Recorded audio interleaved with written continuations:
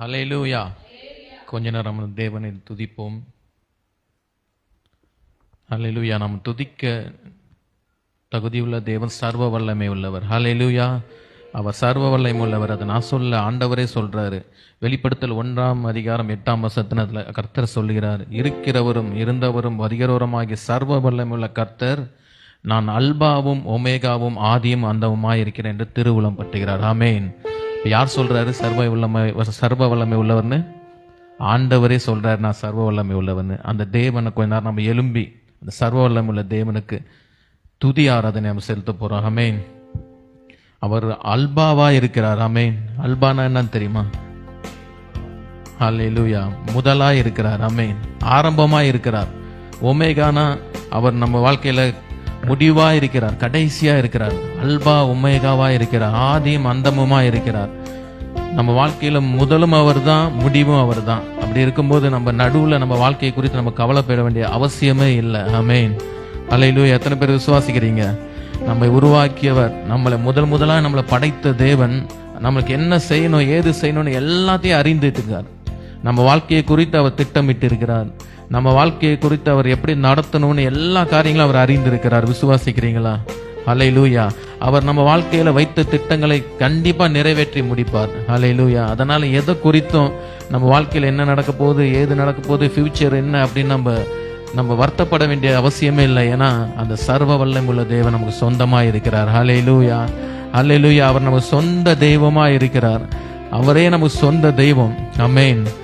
இந்த உலகத்துல பாத்தீங்கன்னா, ஏதோ சொந்தத்துல ஒரு போலீஸ்காரங்களோ இல்ல ஒரு பெரிய அட்வொகேட்டோ இருந்தா நம்ம எல்லார்கிட்டும் சொல்லுவோம், இந்த ஸ்டேஷன்ல சொந்தக்காரங்க இருக்காங்கன்ட்டு, ஹெல்மெட் போலாம் அப்படின்னு நம்ம நினைப்போம்.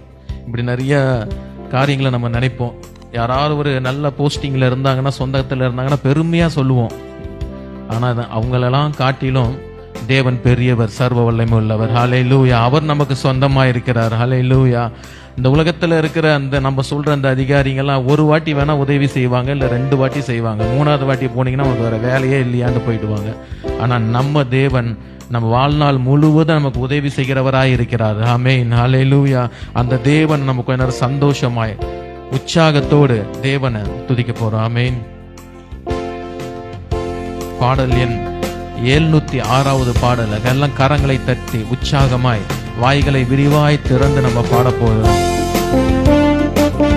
ஆமென். சொல்லுவோமா? சர்வ வல்லவர் என் சொந்தமானார், சாவை வென்றவர் என் ஜீவனானார். சர்வ வல்லவர் என் எஜமானன், சாவை வென்றவர் என் மணவாளன். இது அதிசயம் தானே, இது உண்மைதானே. இது அதிசயம் தானே, இது உண்மைதானே. சர்வ வல்லவர் என் சொந்தமானார், சாவை வென்றவர் என் ஜீவனானார். சர்வ வல்லவர் என் எஜமானன், சாவை வென்றவர் என் மணவாளன். கண்டு கொண்டேன் ஒரு புதையல், வைத்து கொண்டேன் ஒரு பொக்கிஷம். கண்டு கொண்டேன் ஒரு புதையல், வைத்து கொண்டேன் ஒரு பொக்கிஷம். இயேசுதான் என் ரட்சகர், இயேசுதான் என் ராஜா, இயேசுதான் என் ரட்சகர், என் ராஜா. சர்வ வல்லவர் என் சொந்தமானார், சாவை வென்றவர் என் ஜீவனானார். சர்வ வல்லவர் என் எஜமானன், சாவை வென்றவர் என் மணவாளன். சந்தோஷமும் சமாதானமும் என் உள்ளத்தில் பொங்குதம்மா. சந்தோஷமும் சமாதானமும் என் உள்ளத்தில் பொங்குதம்மா. பாவமெல்லாம் போக்கிவிட்டார், பயனெல்லாம் நீக்கிவிட்டார்.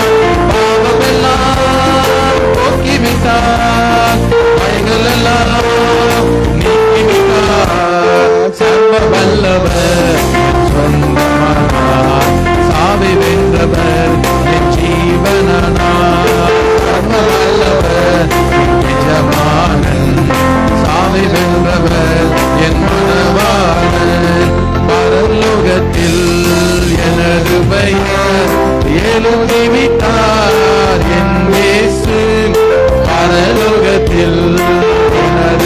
பெயர் எழுதிவிட்டார் என் இயேசு. என் வாழ்வில் நோக்கமெல்லாம் இயேசுவுக்காய் வாழ்வதுதான். என் வாழ்வில் நோக்கமெல்லாம் இயேசுவுக்காய் வாழ்வதுதான். சர்வ வல்லவர் என் சொந்தமானார், சாவை வென்றவர் என் ஜீவனானார். சர்வ வல்லவர் என் எஜமானன், சாவை வென்றவர் என் மணவாளன். ஹல்லேலூயா. எத்தனை பேருடைய வாழ்க்கையை நம்ம இயேசுவுக்காக வாழணும்னு நினைக்கிறோம். இன்னைக்கு யாரையாவது கூப்பிட்டு கேட்டா என்ன சொல்லுவாங்க? நான் என் பையனுக்காக தான் வாழ்றேன் பிரதர், என் பையனுக்காக தான் வாழ்றேன் சிஸ்டர் சொல்லுவாங்க. வயசானவங்களை யாராவது கேட்டீங்கன்னா என் பேர பசங்களுக்காக தான் நான் இன்னும் உயிரோடு இருக்கிறேன்னு சொல்லுவாங்க. நம்ம கிறிஸ்டியன்ஸ்லயே யாரையும் நீங்க கூப்பிட்டு கேட்டு பாருங்க, என் மகளுக்காக தான் நான் இன்னும் ஜீவனை பிடிச்சிட்டு இருக்கிறேன், அவங்களுக்கு எல்லாம் நல்லா வாழ்ந்துட்டாங்கன்னா நான் போய் சேர்ந்துருவேன்னு சொல்லுவாங்க. இயேசுக்கான வாழ்றேன்னு சொல்றது ரொம்ப ரேர். அவளை சீக்கிரத்துல யாருமே சொல்ல மாட்டாங்க. ஆமென். பரலோகத்துல நம்ம பெயரை எழுதி வைத்திருக்கிறார் தேவன். ஹல்லேலூயா. பரலோகத்துக்கு நம்ம அழைத்து செல்ல போற அந்த மேன்மையுள்ள தேவனை தான், அவருக்காக நம்ம வாழணுன்ற ஒரு எண்ணத்தை வைத்து இந்த வரிகளை நம்ம மறுபடியும் பாட போறோம். இது வரைக்கும் என் மகனுக்காக என் மகளுக்காக வாழ்ந்தேன்னு சொல்லியிருக்கலாம். ஆனா இப்ப நம்ம சொல்ல போறோம், இயேசுவுக்காக நான் மீதி இருக்க நாட்களை வாழ்வேன். ஹல்லேலூயா. உணர்ந்து சொல்லுவோம் அந்த வார்த்தையை. பரலோகத்தில் எனது பெயர் எழுதிவிட்டார் என் இயேசு. பரலோகத்துக்கு போறதுதான் நம்மளுடைய நோக்கமே. அங்கே நம்ம பெயரை எழுதிய தேவனுக்காக வாழ்வது நம்முடைய நோக்கமா இருக்கணும்.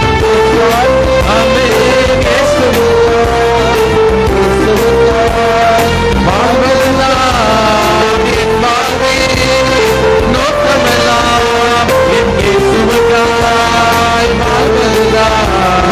என் வாழ்வே நோக்கமெல்லாம் இயேசுவுக்காய் வாழ்வதுதான். என் வாழ்வே நோக்கமெல்லாம் இயேசுவுக்காய் வாழ்வதுதான். சர்வ வல்லவர் என் சொந்தமானார், சாமி வென்றவர் என் ஜீவனானார். சர்வ வல்லவர் என் எஜமானன், சாமி வென்றவர் என் மணவாளனார். இது அதிசயம் தானே, இது உண்மைதானே, இது அதிசயம் தானே, இது உண்மைதானே. சர்வ வல்லவர் என் சொந்தமானார், சாவை வென்றவர் என் ஜீவனானார். சர்வ வல்லவர் என் எஜமானன், சாவை வென்றவர் என் மணவாளன். ஹல்லேலூயா. இந்த சர்வ வல்ல தேவன் நமக்கு சொந்தமா இருக்கிறார். ஆமென். விசுவாசிக்கிறீங்களா? விசுவாசிக்கிறவங்களை கரங்களை தட்டி தேவனுடைய நாமத்தை மகிமைப்படுத்துமா. நீரே என் சொந்தமப்பா, நீரே என் தாயும் தகப்பனுமா இருக்கிறீர், என் நேச மணவாளனாய் நீர் இருக்கிறீர். ஹல்லேலூயா. நீங்க எனக்கு சொந்தமா இருக்கும் போச்சுல, எனக்கு எது கிடைச்சாலும் என்ன கிடைக்கலனாலும் எனக்கு கவலை இல்லை. எது வந்தாலும் எது வரலனாலும் எனக்கு பிரச்சனை இல்லை. என் வாழ்க்கையில எந்த காரியம் நடந்தாலும் நடக்கலனாலும் சரி எனக்கு கவலை இல்லை. ஏன்னா நீங்க என் சொந்தமா இருக்கீங்க. அது போதும் எனக்கு. நீங்க போதும் ஏசப்பா, நீங்க வாழ்க்கையில போதும். ஆமென். விசுவாசிக்கிறீங்களா? கர்த்தர் போதும், கர்த்தர் போதும்னு நினைக்கிறவங்க வாழ்க்கையில கர்த்தர் எல்லா காரியத்தையும் செய்வார். ஹல்லேலூயா. எனக்கு உலக காரியம், உலகத்துல இருக்க நன்மை மட்டும் போதும்னா உங்களுக்கு அது மட்டும் தான் கிடைக்கும்.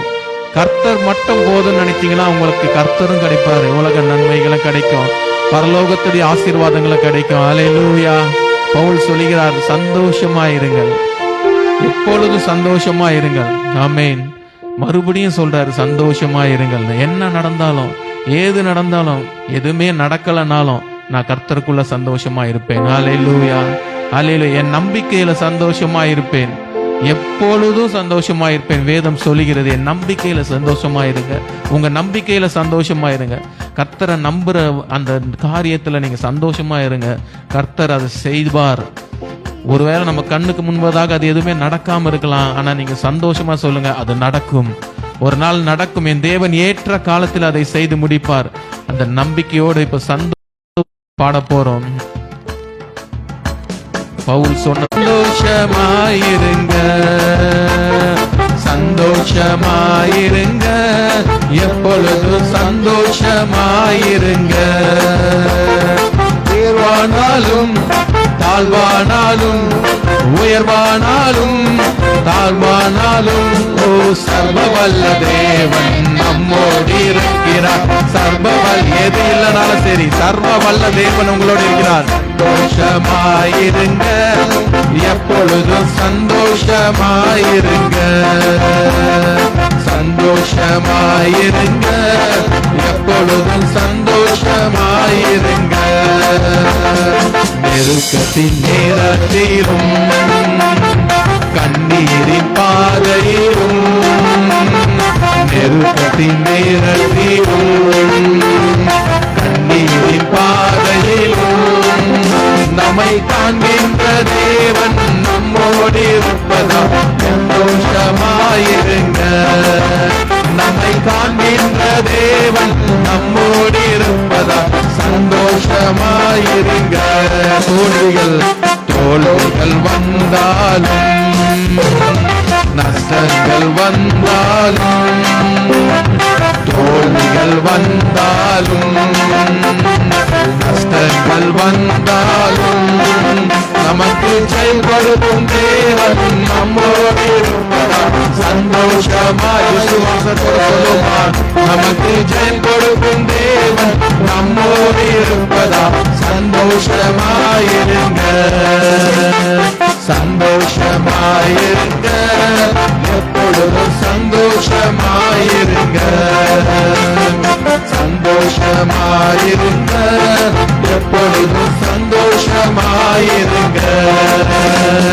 உயர்வானாலும் தாழ்வானாலும், உயர்வானாலும் தாழ்வானாலும், சர்வவல்ல தேவன் நம்மோடு இருக்கிறார். சர்வவல்ல தேவன் நம்மோடு. எனவே சந்தோஷமாயிருங்க, எப்பொழுதும் சந்தோஷமாயிருங்க, சந்தோஷமாயிருங்க, எப்பொழுதும் சந்தோஷமாயிருங்க. ஹல்லேலூயா. கர்த்தருக்குள் எப்பொழுதும் சந்தோஷமாயிருங்கள். ஆமென். கர்த்தருக்குள்ள சந்தோஷமா இருக்கிறவங்க எப்பொழுதும் கர்த்தரையே நோக்கி பார்த்து கொண்டிருப்பார்கள். ஆமென். என்ன வந்தாலும், எதுவுமே கிடைக்கலனாலும் சரி, அவங்களுடைய எண்ணம் சிந்தனை எல்லாம் பகலோ இரவோ எந்த நேரமா இருந்தாலும் சரி கர்த்தரையே நோக்கி பார்த்து கொண்டிருக்கும். ஆமென். அல்லேலூயா. கர்த்தர்கிட்ட இருந்து மன மகிழ்ச்சி அனுபவித்தவங்க இந்த உலகத்தை நோக்கி பார்க்கவே மாட்டாங்க. அல்லேலூயா. உலகத்துல இருந்து சந்தோஷத்தை அனுபவிப்பவங்க அவங்க ஒரு சைடு இருக்கிறாங்க.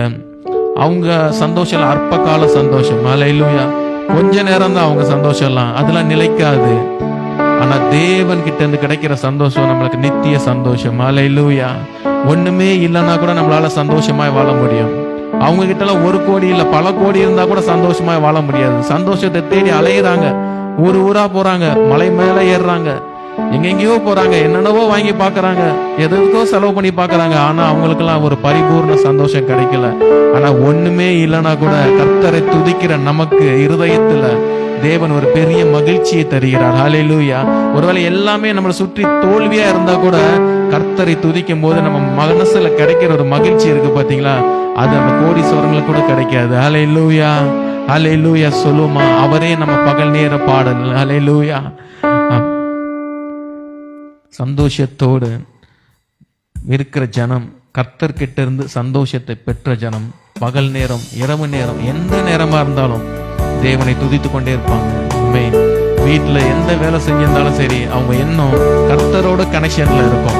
கர்த்தரை பாடிக்கொண்டே இருப்பாங்க. இப்போ நாம சேர்ந்து பாடலாம். பகல் நேர பாடல் நீரே, இரவெல்லாம் கனவு நீரே, மேலான சந்தோஷம் நீரே, நாளெல்லாம் உம்மை பாடுவே.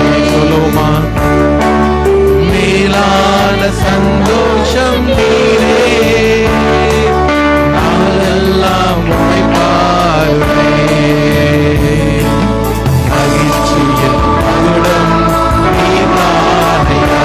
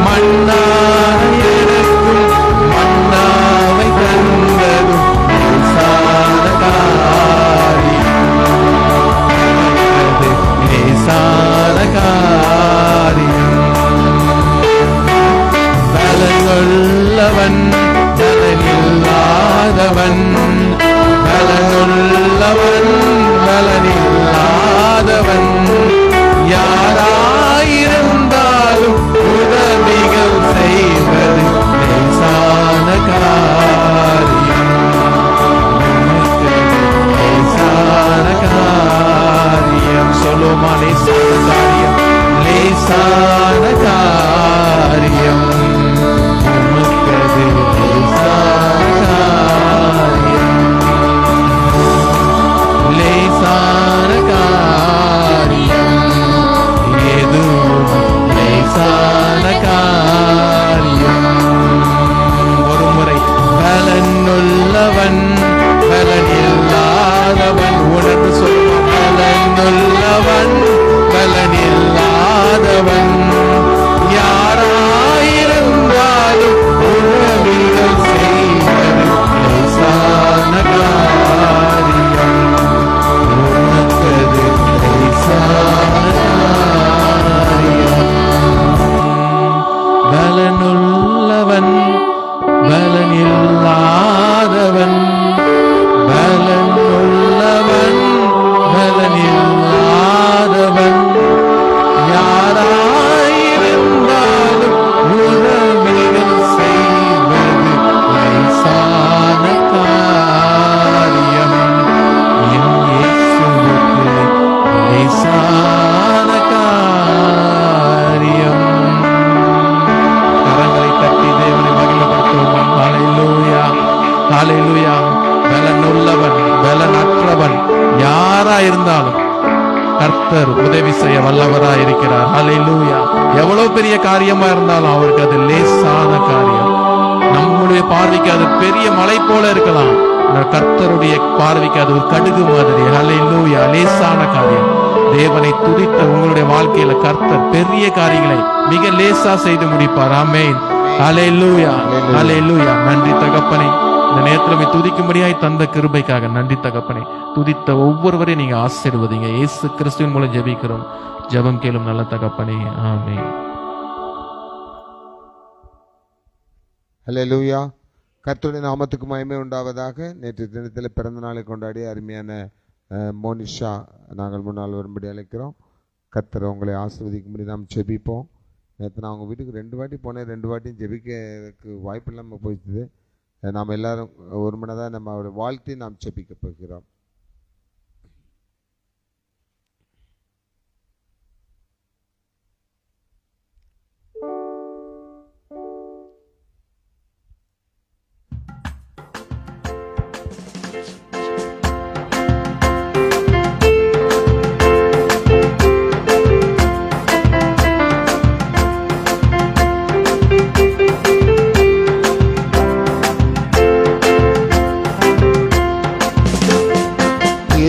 பிரியமானவளே, உன் ஆத்துமா வாழ்வது போல் நீ எல்லாவற்றிலும் வாழ்ந்து சுகமாயிரு மகளே. பிரியமானவளே, உன் ஆத்துமா வாழ்வது போல் நீ எல்லாவற்றிலும் வாழ்ந்து சுகமாயிரு மகளே. வாழ்க்கை என்பது போராட்டமே, நல்லதொரு போராட்டமே. வாழ்க்கை என்பது போராட்டமே, நல்லதொரு போராட்டமே. ஆவி தரும் அத்தரியத்த, ஆவி தரும் அத்தரியத்த எடுத்து போராடி வெற்றி பெறு, எடுத்து போராடி வெற்றி பெறு. பிரியமானவளே, உன் ஆத்துமா வாழ்வது போல் நீ எல்லாவற்றிலும் வாழ்ந்து சுகமாயிரு மகளே. பிரியமானவளே, உன் ஆத்துமா வாழ்வது போல் நீ எல்லாவற்றிலும் வாழ்ந்து சுகமாயிரு மகளே. நல்ல தகப்பனே, உம்மை நாங்கள் நன்றியோடு துதிக்கிறோம், சோதரிக்கிறோம். உடைய நாமத்தை நாங்கள் மகிமைப்படுத்துகிறோம். ஆண்டவரே, வருடத்தை நன்மைகளால் நிரப்புகிறவர், ஆயுசு நாட்களை பெருக பண்ணுகிறவர், ஆசிர்வதிக்கிறவர், பாதுகாக்கிறவர், எல்லாமே நீர் தான் ஆண்டவரே. அருமையான மனுஷாவுக்கு கர்த்தர் அவளுடைய ஆயுசு நாட்களை கூட்டி கொடுத்த தயவிற்காக நன்றி செலுத்துகிறோம். வாழ்நாள் முழுவதும் மகள் பூரிப்பாய் செழிப்பாய் வாழும்படி நாங்கள் ஆசிர்வதிக்கிறோம். கர்த்தர் கொடுத்திருக்கிற அருமையான கர்ப்பத்தின் கனிக்காக நாங்கள் நன்றி செலுத்துகிறோம். அவருடைய பிரசவ காலங்களிலே கர்த்தர் கூடவே இருப்பீராக. அவளுக்கு எல்லா தேவைகளையும் கர்த்தர் கொடுத்து ஆசிர்வதிப்பீராக. அவருடைய கணவர் மற்றும் பிளஸ்ஸியை கர்த்தர் ஆசிர்வதிங்க. இனி வரும் நாட்களிலே தேவன் வெற்றியுள்ள பாதையிலே உங்களை நடத்தி எல்லா காரியங்களிலும் ஜெயத்தை உங்களுக்கு கொடுத்து உங்கள் வெட்கத்திற்கு பதிலாக ஆண்டவர் அவர் உங்களை தலை நிமிர செய்து உங்களுடைய சுதந்திர பாகத்தில் இரட்டிப்பான நன்மைகளை கொடுத்து உங்களை உயர்ந்த அடைக்கலத்தில் வைப்பாராக.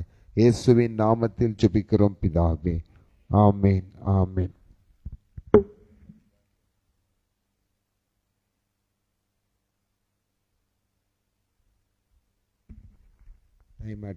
கர்த்தருடைய நாமத்துக்கு மகிமையுண்டாக. ரொம்ப சிம்பிளா ஒரு காரியத்தை நம்ம பார்த்து நம்ம ஜெபம் என்ன செஞ்சிடலாம், முடிச்சிடலாம். கடந்த வாரம் நம்முடைய வாக்குத்தத்த வசனம் என்னன்னு தெரியுமா? உபாகமம் 31ஆம் அதிகாரம் 8ஆம் வசனம். எடுத்தவங்க வாசிங்க. உபாகமம் 31:8. கர்த்தர் தாமே உனக்கு முன்பாக போகிறவர், உன்னோடு இருப்பார். அவர் உன்னோடு இருப்பார். அவர் உன்னை விட்டு விலகுவதும் இல்லை. அவர் உன்னை விட்டு விலகுவதும் இல்லை. கைவிடுவதும் இல்லை. உன்னை கைவிடுவதும் இல்லை. நீ பயப்படவும் வேண்டாம் என்றான். ஆமென், அல்லேலூயா. கர்த்தர் தாமே உனக்கு முன்பாக போகிறவர். இதுக்கு நிறைய உதாரணங்கள் இருக்கு. கடந்த வாரத்தை நம்ம பாதி தான் தியானிச்சோம், பாதி விட்டுட்டோம், நேரம் ஆயிட்டுன்னு. இன்னைக்கு நாம வாசித்த வேத பகுதியில ஏசாயா 43ஆம் அதிகாரத்துல 2ஆம் வசனத்துல கடைசி பகுதி பாத்தீங்கன்னா, நீ அக்னியில் நடக்கும் பொழுது வேகாதிருப்பாய், அக்னி ஜுவாலை உன்மேல் பற்றாது. பிரியமானவர்களே, வேத புஸ்தகத்திலே தானியேல் என்ற ஒரு சகோதரனை குறித்து நாம் என்ன செய்யறோம், அடிக்கடி பார்க்கிறோம். அங்கே அவனோடு இருந்த சாத்ராக், மேஷாக், ஆபேத்நேகோ என்கிற வாலிபர்களை குறித்து நாம் தியானித்திருக்கிறோம். அவர்களுக்கு ஏன் அந்த நெருப்பில் போடக்கூடிய தண்டனை கொடுக்கப்பட்டது என்றால், இப்ப இந்த ரீசனை தான் நல்லா புரிஞ்சுக்கிடணும்.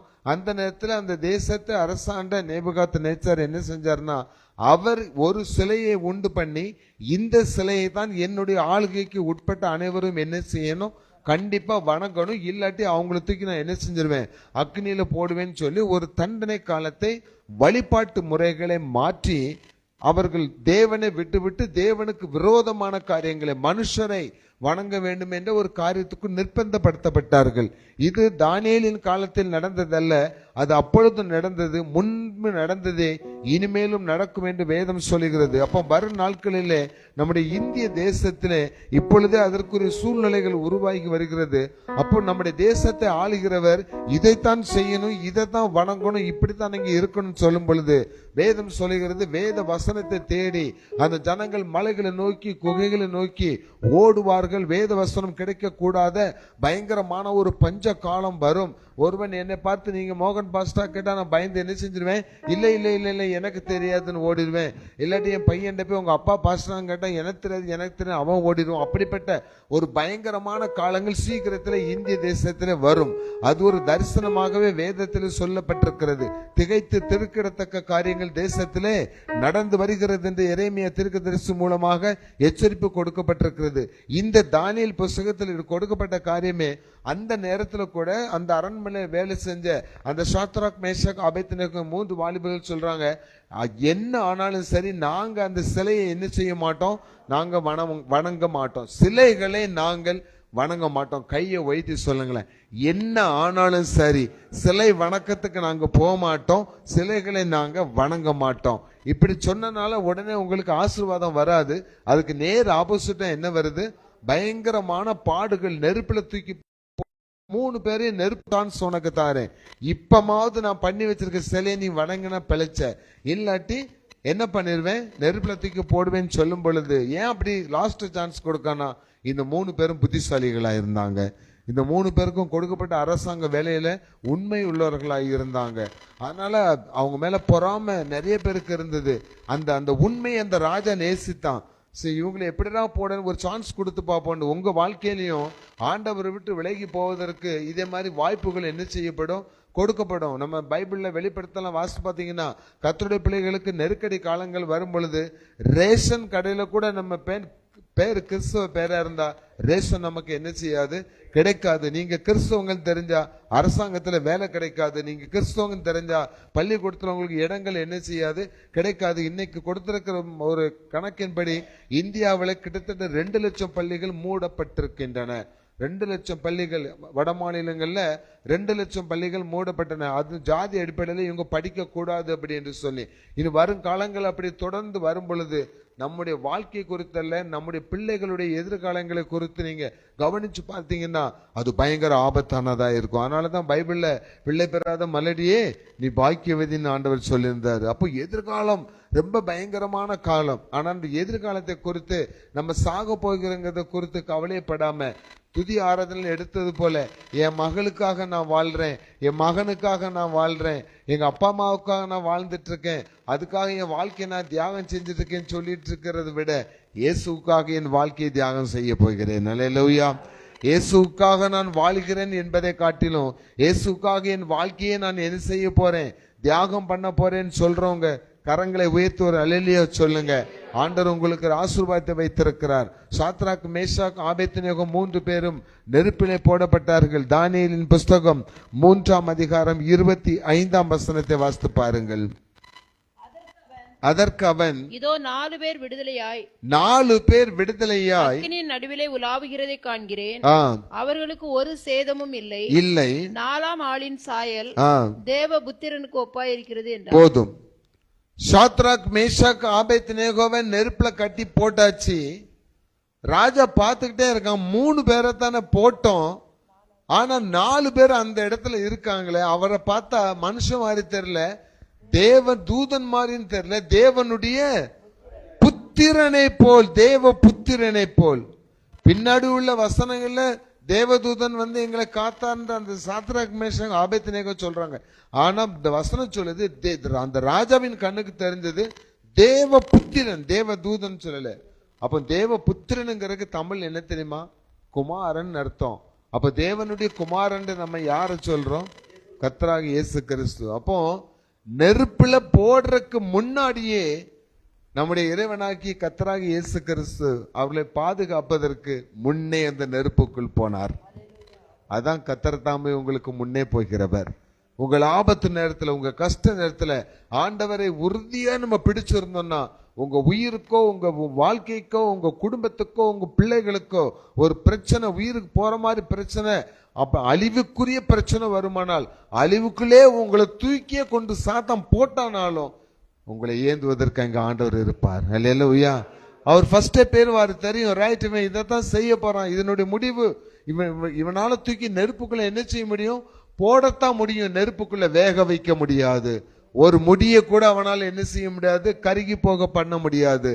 அந்த அளவுக்கு வல்லமை படைத்த ஆண்டவர் உங்களை காப்பாற்றுவதற்கு உங்கள் முன்னே செல்வார். அல்லேலூயா. கடைசியாக யோவான் எழுதின சுவிசேஷம் 21ஆம் அதிகாரம் 3ஆம் வசனத்தை வாசித்து பாருங்க. சீமோன் பேதுரு மற்றவர்களை நோக்கி மீன் பிடிக்க போகிறேன் என்றான். அதற்கு அவர்கள் நாங்களும் உம்முடனே கூட வருகிறோம் என்றார்கள். அவர்கள் புறப்பட்டு போய் உடனே படவேறினார்கள். அந்த ராத்திரியிலே அவர்கள் ஒன்றும் பிடிக்கவில்லை. போதும். இந்த சப்ஜெக்ட் நீங்க நிறைய பேர் வாசித்திருக்க மாட்டீங்க. இயேசு உயிர் தந்தாரது ஈஸ்டர் பண்டிகை அதோடு முடிச்சிருவோம். இயேசு மரித்த பிறகு உண்மையான சீடனான பேதுரு கூட ஆண்டவரை விட்டு என்ன செஞ்சுட்டான், ஓடினவன் ஓடிட்டான். நேரடி தரிசனம் கொடுத்தா கூட நம்பாம பழைய வாழ்க்கைக்கு திரும்புறான். ஆண்டவர் அவர் நான் உயிரோடு இருப்பேன், இங்கதான் இருப்பேன்னு சொல்லி, இதோ சதா காலங்களிலும் நான் உயிரோடு இருக்கிறேன்னு சொல்லியும் அதை ஜீரணிக்க முடியாம அவ்வளவுதான் ஒரு மேட்டர் என்ன செஞ்சது, முடிஞ்சதுன்னு சொல்லிட்டு மறுபடியும் மீன் பிடிக்க போறான். அவன் தானா போனாலும் பரவாயில்ல, கூட இருந்தவங்களையும் என்ன செஞ்சுட்டான், கூட்டிட்டு போயிட்டான். இன்னைக்கு நிறைய பேருடைய வாழ்க்கையில் அப்படித்தான் இருக்கும். ரொம்ப ஹோப்ஃபுல்லா இருப்பாங்க, ஜீசஸை ரொம்ப நம்பிட்டு இருப்பாங்க. ஏதாவது ஒரு சின்ன காரியம் அவங்களுக்கு ஃபெயிலியர் ஆயிட்டுனா அவங்க மட்டும் கடவுளை விட்டு பிரிஞ்சு போக மாட்டாங்க, கூட இருக்கவங்களும் என்ன செஞ்சிருவாங்க, கூட்டிட்டு போயிருவாங்க. இது ரொம்ப சர்வசாதாரணமா நடக்கிற காரியம். அதுதான் பேதுரு செஞ்சான். ஆனா பாருங்க, ஆண்டவர் விட்டு பிரிஞ்சு போகும்போது இது பேதுருக்கு ரெண்டாவது அனுபவம். முதல் அனுபவத்துல கடல்ல மீன் பிடிச்சிட்டு வெறுமையா கரையில என்ன செஞ்சிருந்தான், உட்கார்ந்துருந்தான். அவன் படகுல இயேசு இருந்து பிரசங்கம் பண்ணி திருப்பி போய் என்ன செய்ய மீன் பிடின்னு சொன்னாரு. 2 படகு நிறைய மீன் பிடிச்சிட்டு வந்தாராமா. ஆனா இந்த தடவை எப்படின்னா, இயேசு இறந்து போயிட்டாரு, இயேசு காணும், அவ்வளவுதான் நம்ம வரமாட்டாருன்னு சொல்லிட்டு அவன் எங்க போயிட்டான், மீன் பிடிக்க போயிட்டு. அதே மாதிரி ரிட்டர்ன் எப்படி வராரு, வெறுமையா வராரு. கடலுக்குள்ளதான் இருக்கிறாரு, கரைக்கு வரல. கடல்ல இருந்து 200 மீட்டர் 200 அடின்னு சொல்லப்பட்டிருக்கு. அப்ப அங்க இருக்கும் பொழுதே பேதுரு வெறுமையாய் கடற்கரைக்கு வருவதற்கு முன்பதாகவே கடற்கரையில் இயேசு காத்திருந்தார். அல்லேலூயா, அல்லேலூயா. அதுல 4ஆம் வசனத்தை வாசித்து பாருங்க. விடியற் காலமான போது இயேசு கரையிலே நின்றார். என்று சீசர்கள் அறியாதிருந்தார்கள். இயேசு அவர்களை நோக்கி பிள்ளைகளே புசிக்கிறதற்கு ஏதாகிலும் உங்களிடத்தில் உண்டா என்றார். அதற்கு அவர்கள் ஒன்றும் இல்லை என்றார்கள். அப்படியே நிறுத்திக்கோங்க. இயேசுவை விட்டு பிரிஞ்சு போய், அவர் மீது நம்பிக்கை அற்று போய், விசுவாசம் அற்று போய், தன்னால எதையாவது சாதிக்க முடிச்சுன்னு நம்மளால வேற காரியத்தை சாதிக்கலாம் நினைச்சா ஆன்சர் வருது, ஒன்றும் இல்லை, ஒன்றும் இல்லை. நமக்கு நம்பிக்கை நங்குருமே யாருதான், இயேசு ஒருவர் தான். எந்த சூழ்நிலைகள் நமக்கு எப்படிதான் தப்பா நடந்தாலும் நமக்கு ஒரு நம்பிக்கை இருக்கணும். எனக்கு எதிராக தப்பா நடக்கிறத எனக்கு ரைட்டா மாத்த வல்லவர் ஒருத்தர் இருக்கிறார், அவர் தான் இயேசு கிறிஸ்து. இந்த அடிப்படையான நம்பிக்கை விசுவாசம் நமக்கு இல்லாதபடினால்தான் நிறைய நேரத்துல நம்ம என்ன செய்யறோம், நம்மளாம் பச்சோந்தி மாதிரி. இந்த கிறிஸ்டியானிட்டியில கிறிஸ்தவன் இருக்கான் பாருங்க, பக்க பச்சோந்தி, இன்க்ளூடிங் மைசெல்ஃப், எல்லையும் சேர்த்தான்னு சொல்றேன். ஏன்னா காரியம் ஆகிற வரைக்கும் ஆண்டவரே என்ன செஞ்சுட்டு இருப்போம், பிடிச்சிட்டு இருப்போம். காரியம் ஆன பிறகு நம்ம பாட்டுக்கு போவோம். திருப்பி நமக்கு ஏதாவது கஷ்டம் வந்து திருப்பி விசுவாசிங்கிற பேர்ல, நான் நம்பிக்கை வச்சிருக்கேங்கிற பேர நிறம் மாறுகிற நாம் நிறம் மாறாத பூக்கள் அல்ல, நிறம் மாறுகிற பூக்கள். நிறம் மாறிடுறோம், உடனே திருப்பி ஆண்டவருடைய காலில் போய் விழுறோம். அதுக்கு தான் இந்த போர்ஷன். நீ ஆண்டவரை விட்டு விலகி போய் நீ சுயமா எந்த முயற்சி பண்ணாலும் உனக்கு அதுல ஃபெயிலியர் தான். ஆணித்தரமா இன்னைக்கு சொல்றேன்.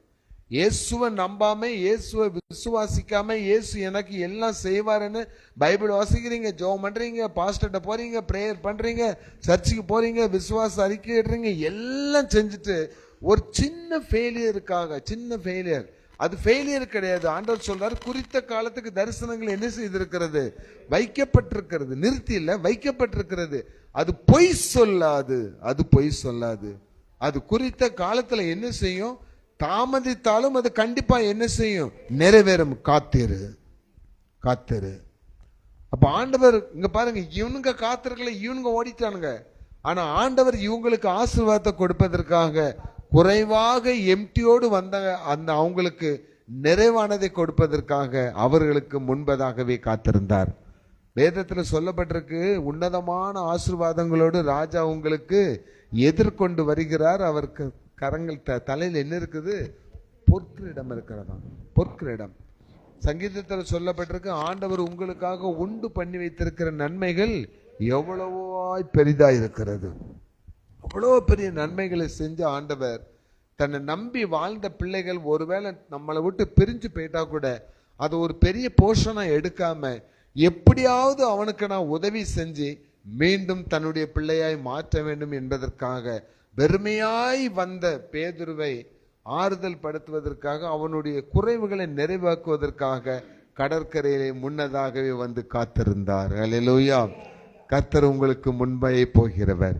அப்போ இந்த மாசத்துல எதற்கு இன்னும் இன்னைக்கு நம்ம தியானத்துக்கு இந்த 2 காரியத்துல, ஒண்ணு, உங்களுக்கு ஆபத்து நேரிடும் போது கர்த்தர் உங்களுக்கு முன்னே சென்று, எந்த இடத்துல உனக்கு இப்ப நீங்க பயணம் போறீங்க, நீங்க கர்த்தருடைய பிள்ளைகளா இருந்தா தாம்பரத்தை தாண்டும் போது இந்த பஸ் இல்லாட்டி இந்த பைக் இந்த காரு ஆக்சிடென்ட் ஆக போகுதுன்னா அதுக்கு ஆக்சிடென்ட் ஆகிற ஸ்பாட்ல கர்த்தர் இருப்பார், கர்த்தர் இருப்பார். ஆண்டவர் சொல்லுகிறார், எதுவும் உன்னை சேதப்படுத்தாது. ஹல்லேலூயா. எதுவும் உனக்கு தீங்கிழைக்கவும் விட மாட்டேன். பிரியமானவர்களே, நிறைய சாட்சிகள் உண்டு. ஒரு ஒரு ஊழியக்காரர் சாட்சி கொடுத்தாரு. அந்த நாட்டுல பெரிய பூகம்பம் வந்துச்சு. அவர் ஹோட்டல்ல தங்கி இருந்தாங்க ஊழியத்துக்கு போயிருக்கும் பொழுது.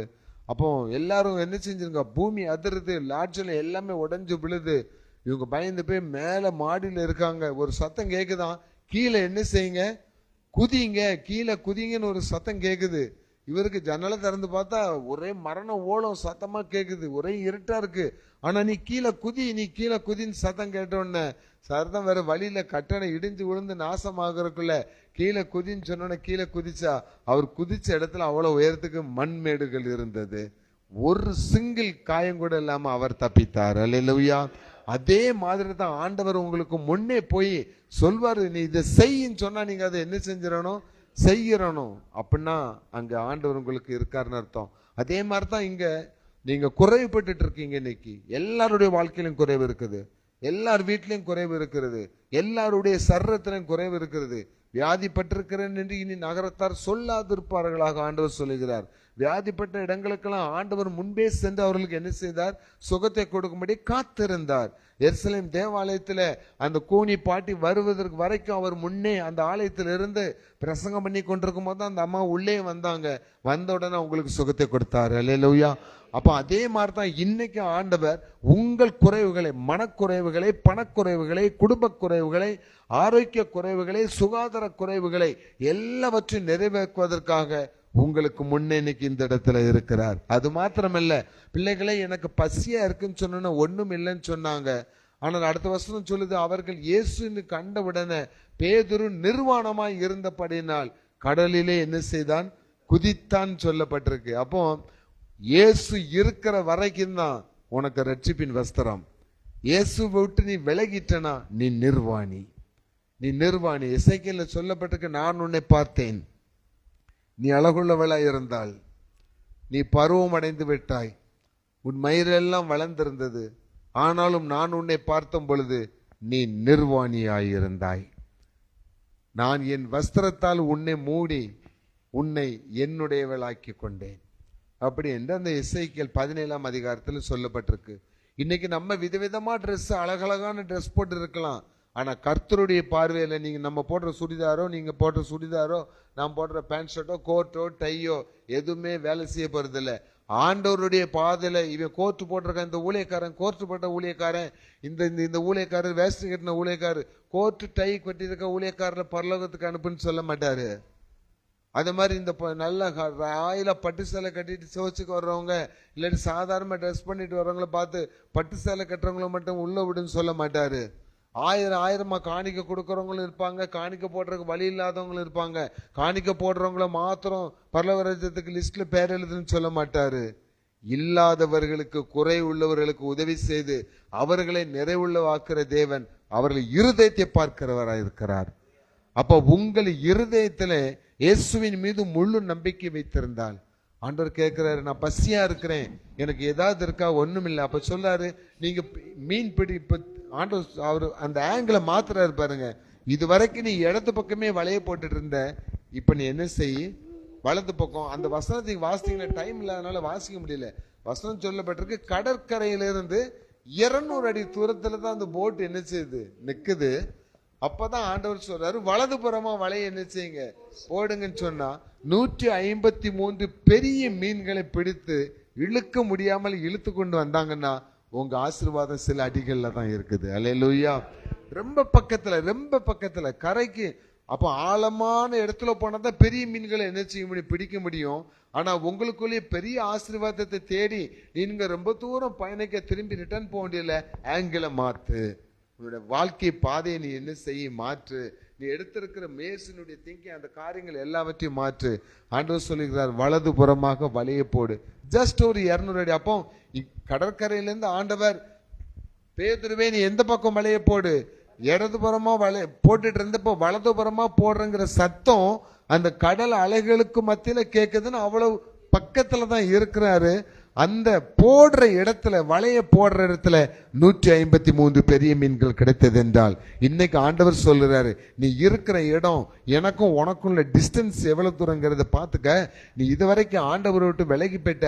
இன்னைக்கு நான் உன்னை என்ன செஞ்சிருக்கிறேன், தேடி வந்திருக்கிறேன். உன்னை ஆசீர்வதிப்பதற்காக, உன்னை தேற்றுவதற்காக இல்ல.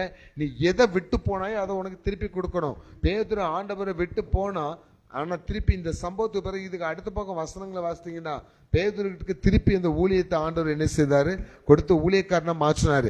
இதுல என்ன செய்தாரு பாருங்க, பேதுரு பசியோட அந்த மீனை இழுத்துட்டு வரும்போது வசனம் சொல்லுகிறது, பொரித்த மீனும் அப்பமும் ஆண்டவர் தயார் பண்ணி வைத்திருந்தார். ஹல்லேலூயா. பசியோட இவர் கேட்டாரு, ஒண்ணு இல்லைன்னு சொன்னாங்க.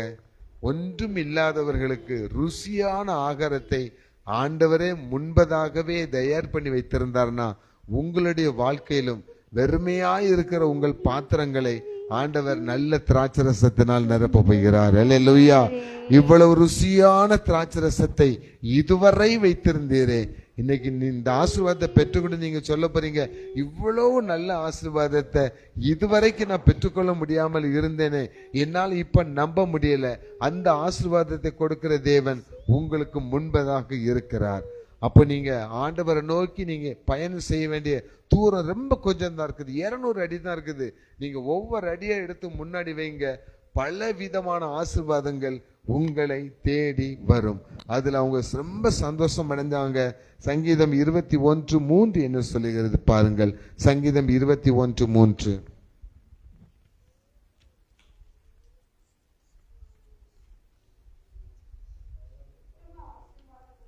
உத்தம ஆசீர்வாதங்களோடு நீர் அவருக்கு எதிர்கொண்டு வந்து, போதும். இப்போ கடைசியா உங்களுக்கு சொல்றேன் பாருங்களேன். இயேசு ராஜா உங்களை ஆசீர்வதிப்பதற்காக, உங்கள் குறைகளை மாற்றுவதற்காக, உங்களை காப்பாற்றுவதற்காக உங்களுக்கு முன்னே நிற்கிறார். ஹல்லேலூயா. முன்னே நிற்கிறார்னு சொல்றதை காட்டிலும் போன வாரம் நம்ம வாசித்த உபாகமம் 31:6 வசனத்தை வாசித்து பாருங்க. உபாகமம் 31:6.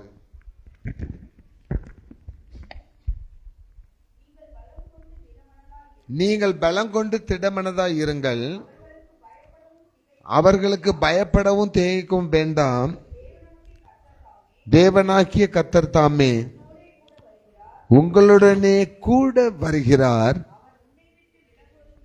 ரைட். ஹல்லேலூயா. முன்னே போகிற கர்த்தர் உங்கள் குறைவுகளை நிறைவாக்கும்படி உங்கள் கூடவே வருகிறார். ஹல்லேலூயா. உங்களுக்காக ஆயத்தம் பண்ணி வைத்திருக்கிற அந்த பொற்கிரீடமான பெரிய ஆசீர்வாதங்களை, நன்மைகளை பெற்றுக்கொள்ளும்படி, ஆண்டவரை விட்டு பிரிந்திருந்தாலும், நாம் விலகி இருந்தாலும், ஆண்டவரே இன்னைக்கு நான் ரொம்ப துயரத்தில் இருக்கிறேன், பெரிய கஷ்டத்தில் இருக்கிறேன், ரொம்ப மனவேதனையில் இருக்கிறேன், இந்த துயரமான நேரத்தில் உம்மை நோக்கி கூப்பிடுகிறேன், நீர் என்னை ஏற்றுக்கொள்ளும், உமக்காய் நான் எப்பொழுதும் இனி நான் எரிந்து கொண்டே இருப்பேன், உம்முடைய நாமத்தை நான் மகிமைப்படுத்துவேன் என்று சொல்லி ஒப்பு கொடுத்து ஜெபிக்கும்படி நாம் முழங்கால் படியிடுவோம். புதுவாழ்வு பாடல் புஸ்தகத்திலே 993வது பாடலிலே முதல் சரணத்தை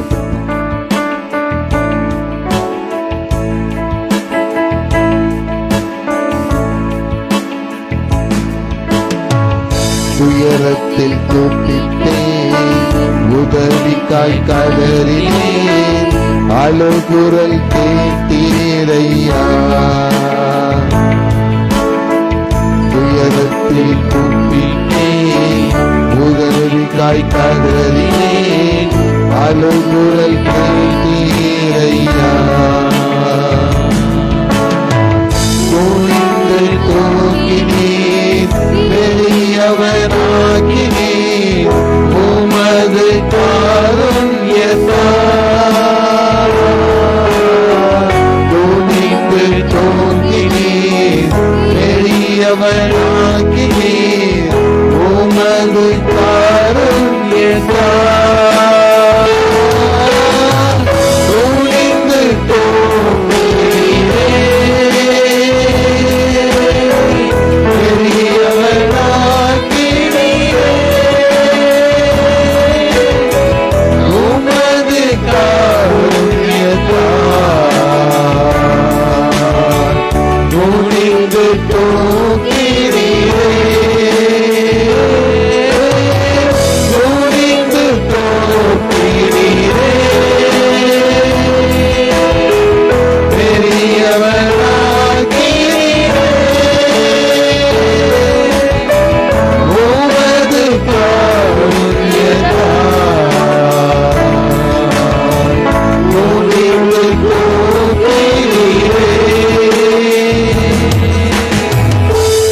எனது விளக்கை எரிய செய்தி இரவை பகலாக்கினீர். என்னோடு சேர்ந்து எல்லாரும் எனது விளக்கை எரிய செய்தி இரவை பகலாக்கினீர். எரிந்து கொண்டிருப்பேன் எப்போதும் உமக்காய் என் ஜீவன் பிரியும் வரை. எரிந்து கொண்டிருப்பேன் எப்போதும் உமக்காய் என் ஜீவன் பிரியும் வரை. எரிந்து கொண்டே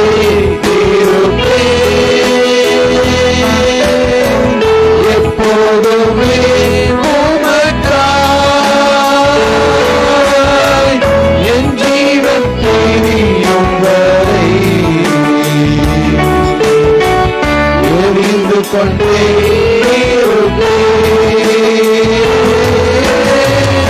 எரிந்து கொண்டே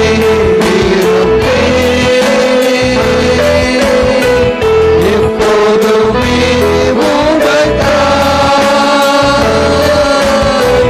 என் ஜீவன் பிரியும் வரை.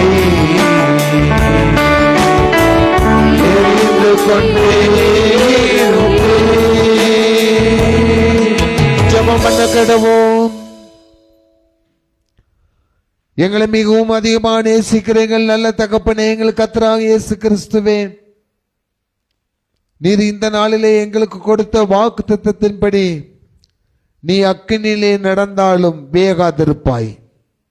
அக்கினி ஜுவாலை உன்னை பற்றாது. உன்னை சுட்டரிப்பது போல, உன்னை வேக வைப்பது போல, நீ எரிந்து போவதே போல உனக்கு விரோதமாய் எந்தெந்த காரியங்கள் சத்ருவானவன் கொண்டு வந்தாலும் ஆண்டவர் சொல்லுகிறார், உன்னை அப்படிப்பட்ட அக்கினியிலே அவர்கள் தூக்கி போட்டாலும் உன்னை காப்பாற்றும்படி உனக்கு முன்பே நான் அங்கே இருப்பேன். கர்த்தர் உங்களை காப்பாற்றுகிறவர். கர்த்தர் உங்களை காப்பாற்றுகிறவர். சாத்ராக், மேஷாக், ஆபேத்நேகோ தேசத்திலே உயர்ந்த வேலையில் வைக்கப்பட்டார்கள். கர்த்தர் அவர்களை உயர்த்தினார். இன்னைக்கு ஆண்டவரை உறுதியாய் பற்றி கொண்டு இந்த இடத்துல முழங்கால் படியிட்டு, என்ன நேர்ந்தாலும் எது நேர்ந்தாலும் என் ஆண்டவரே எனக்கு போதும், Jesus, I love you Jesus. ஆண்டவர்கிட்ட ஒப்பு கொடுத்து ஜெபிக்கிற உங்களுக்கு சிம்சோன் ஜெபித்தது போல, oh lord Jesus, once again remember me, once again, oh lord Jesus, strengthen me once again. ஒரு முறை என்னை நினைத்தருளும். துயரத்திலே கூப்பிடுகிறேன் ஆண்டவரே, ஒரு முறை என்னை பலப்படுத்தும். strengthen me once again.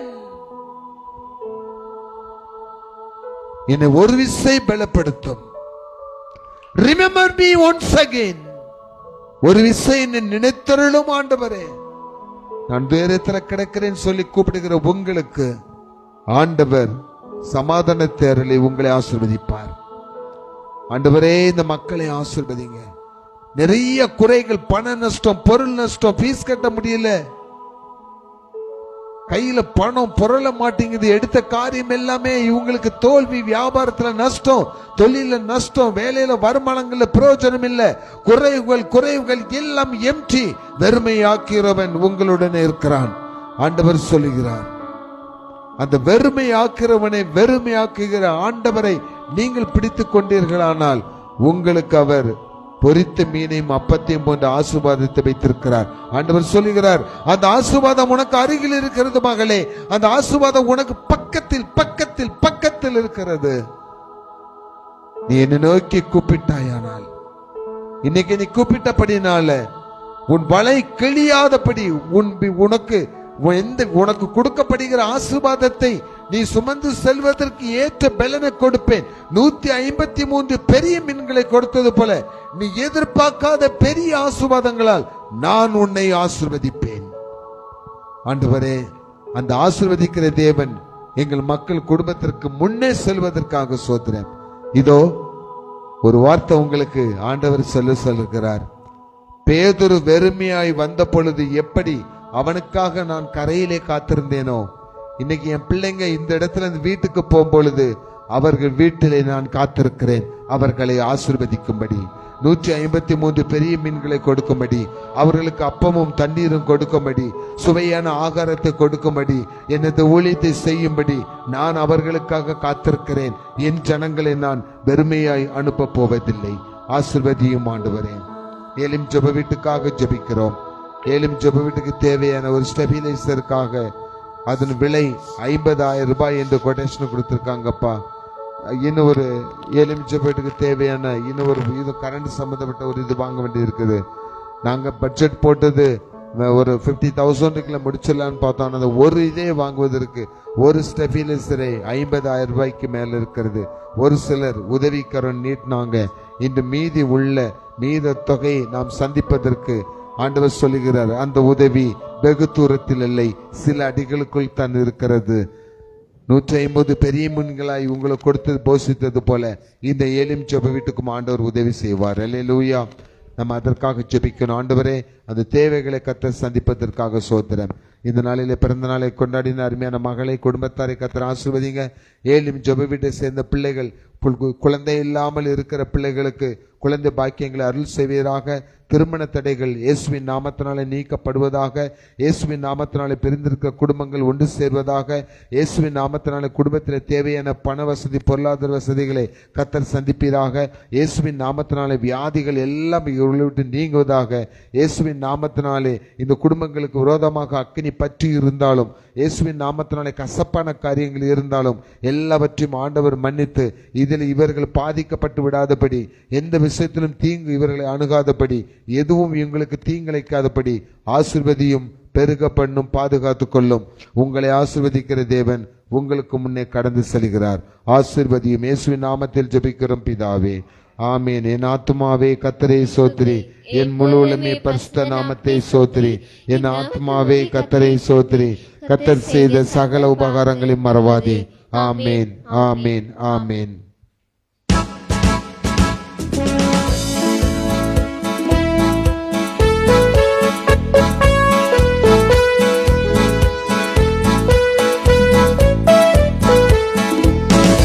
ஜெய கிறிஸ்து முன் செல்கிறார், ஜெயமாக நடத்திடுவார். ஜெய கிறிஸ்து முன் செல்கிறார், ஜெயமாக நடத்திடுவார். ஜெய கீதங்கள் மாப்பாடி, ஜெய கொடியும் ஏற்றிடுவோம். ஜெயம் அல்லேலூயா, ஜெயம் அல்லேலூயா. Once again, ஜெய கிறிஸ்து, ஜெய கிறிஸ்து முன் செல்கிறார், ஜெயமாக நடத்திடுவார். ஜெய கிறிஸ்து உற்சாகமாய் செல்கிறார், ஜெயமாக நடத்திடுவார். ஜெய கீதங்கள் நாம் பாடியே, ஜெய கொடியும் ஜெயம் அல்லேலூயா, நாமத்துக்கே ஜெயம் அல்லேலூயா, இயேசு நாமத்துக்கே. அல்லேலூயா, அல்லேலூயா. கர்த்தர் உங்களை ஆசீர்வதிப்பார்.